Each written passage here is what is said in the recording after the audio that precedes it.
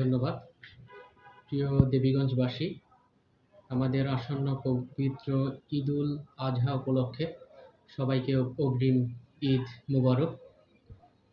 আমরা ইতোমধ্যে পবিত্র ঈদুল আজহা যথাযোগ্য মর্যাদায় উদযাপন উপলক্ষে আমরা আমাদের প্রস্তুতিমূলক সভা করেছি এবং একই সাথে যথাযথ নিয়ম মেনে কোরবানি দেওয়ার জন্য আমাদের কর্মশালা অনুষ্ঠিত হয়েছে এবং এই সভাগুলোতে বেশ কিছু সিদ্ধান্ত গৃহীত হয়েছে।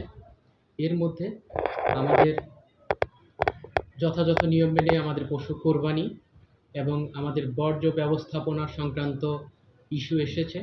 যে সভা অনুষ্ঠিত হয়েছিল সেখানে আমাদের সিদ্ধান্ত এসেছে যে আমাদের পশু যে কোরবানি দিবে এটি সুনির্দিষ্ট জায়গায় দিবে এবং একই সাথে আমাদের বর্জ্য বা আমাদের পশুর যে কোরবানির পরে যে রক্তগুলো রয়েছে এগুলো যেন যথাযথভাবে হচ্ছে আমাদের কি বলে যে ব্যবস্থা গ্রহণ করা হয় এবং কোনো মতেই যেন কোনো বর্জ্য যেন বিক্ষিপ্ত অবস্থায় না থাকে। আমরা যেন কোনো, যেহেতু আমাদের পশুর চামড়া এটি আমাদের জাতীয় সম্পদ, এটির যে রক্ষণাবেক্ষণ সেটি যেন সঠিকভাবে হয়। আমরা যেন এরকমটা না দেখি যে আমাদের কোনো পশুর যে চামড়া সেটি হচ্ছে কোনো নদীতে ভাসমান অবস্থায় আছে, কোনো পথে ঘাটে পড়ে আছে, এরকমটা যেন আমরা না দেখি।